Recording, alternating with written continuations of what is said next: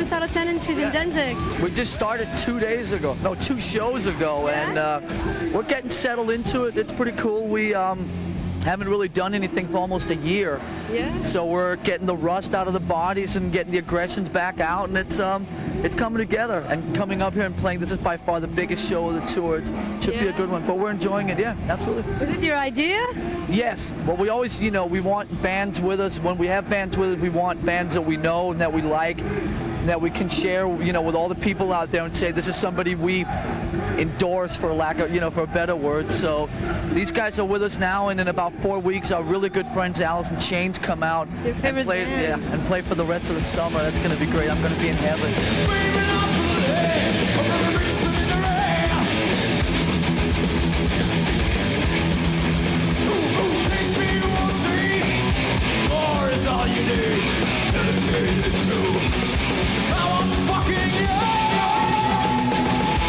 Are you playing any new songs tonight?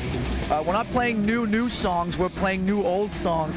Okay. We've gone back on the last 5 albums and dug up a lot of stuff that we've never played, some stuff we've never ever played live, some stuff we haven't played live in America and in Canada for many, many years. But you know, we really had we were off till about 2 weeks ago when we started rehearsals.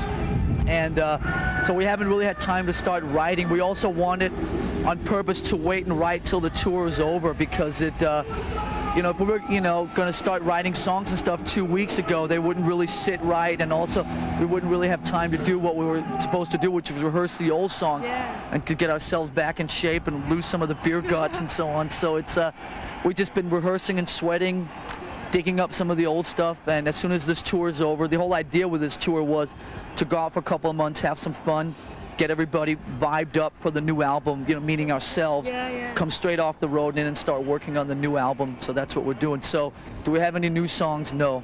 Okay. Sorry. What have you been doing in the past year then? Relaxing, I guess. I've been wondering what the hell happened to the past year. I don't know. It's, I spent the first 6 months at home. I bought a new house in the middle of the last tour, spent a lot of time getting that together, and most of this year I've spent traveling. I went over to Europe, spent a good part of the time in France, actually spent some time in Denmark for 3 weeks. I was out, come in, I was out in the Pacific. I do a lot of scuba diving, and I was out in the Pacific Ocean, out in the, by the Philippines for about a month, doing some diving out there and stuff. So just been keeping busy, trying to forget about Metallica.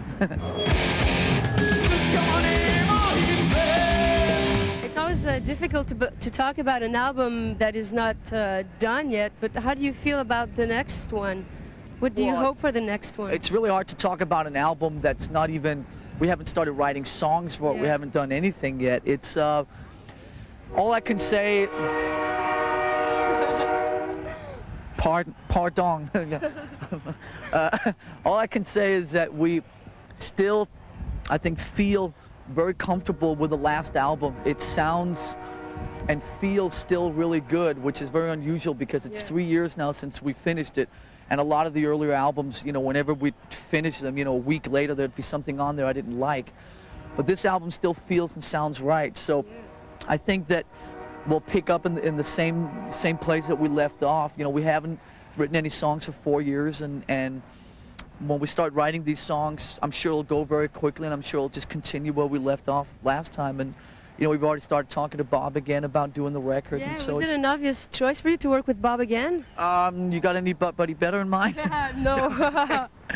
No, I mean, you know, like they say, you know, why fix it if it isn't broken. I mean, he really brought out a lot of things in us last time, and it really worked well. So let's try it again. Until it doesn't work, you know, we'll keep doing it. The last recording sessions for the Black Album were quite long.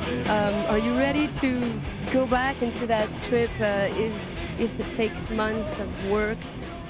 It's a good question. I can't really answer that now.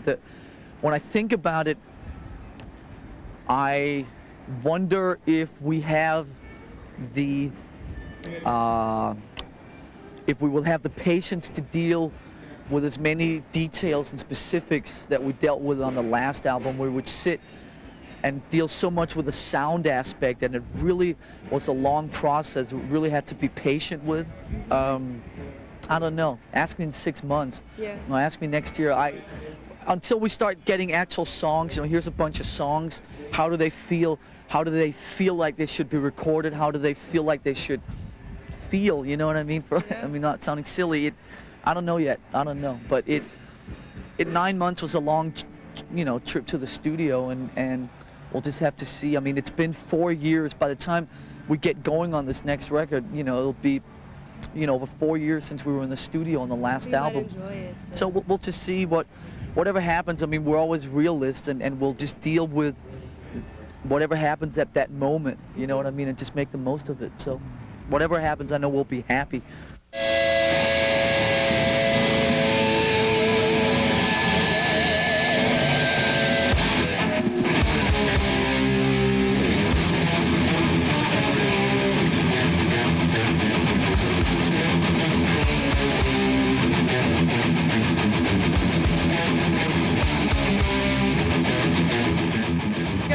Woodstock this summer. Yeah. How does that make you feel?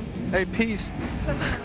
It's great. No, I mean, you know, they called us up about 3 months ago and they said, "You guys want to come do this this Woodstock thing?" We're just, you know, let us know where and when we'll be there.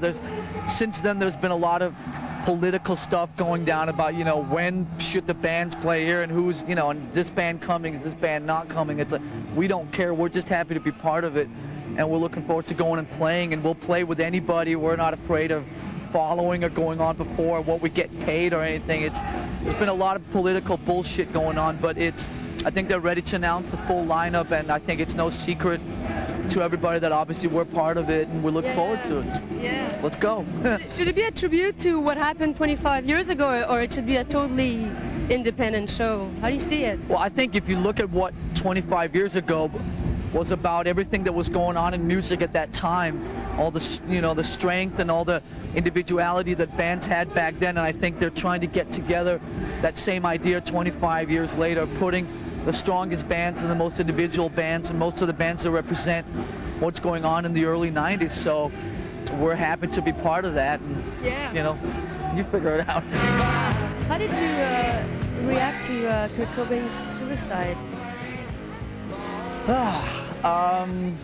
I was out on this island in the Pacific, which I told you about before. The island's about this big, and there's, like, you know, very bad communications. I was isolated out there for a long time, and I got a fax one day from my manager saying, you know, that he thought I should know this. You know, there's no CNN or anything out there. And so it was pretty a heavy thing for me to deal with. I have always had mixed feelings about him, especially in the early days when Nevermind broke and so on. I couldn't quite hear it, you know, what the whole thing was about. It took me a while to figure out what they were about, but there was all this negative thing in the press where he was saying about how he couldn't deal with it and how, you know, he couldn't deal with the success and all this, and I kind of got pissed off at that, because you know, if you can't deal with it, then get out, you know, get out of the way. But then I think over the last couple of years, I kind of understood that this was maybe the one guy out of all these people, the so-called alternative whole thing, that maybe was really, really true about what he was saying and really had a hard time dealing with all the stuff that was going on around him. And I kind of, in the last, I'd say, year, really started actually appreciating him and respecting him, and really hearing something completely different in their music. So I reacted pretty bad to it. It was something that was pretty heavy for me for a while. And, you know, now it's just, I've been listening a lot to Nirvana's music for the last 3 or 4 weeks, and I'm keep hearing new things in it and finding new things that I appreciated, and so it was a pretty heavy thing. A lot of bands look up to you because you've been opening lots of doors. Do you think about that sometimes? Try not to. But I mean, you know, people point, listen to this or listen to that, and can't you hear the, you know, they've ripped you off or whatever. I have mixed feelings about it. Of course, it's a compliment that people say you're doing something new and you're opening doors and so on. That's a great personal feeling, of course, but the other side of me wonders why these people wouldn't want to go out and do more of their own thing. You know what I mean? And kind of try and get their own thing together, just like what we went out and got our own thing together. But if they enjoy doing stuff like us or whatever, I mean, who am I to sit here and say anything bad about it? But I don't know, ever since we started, we've always really wanted that independence and tried to do our own thing, and it's just been a lot of fun to try and steer around those cliches all the time, and so, you know, I just wonder why people don't want to try and do their own thing, but who am I?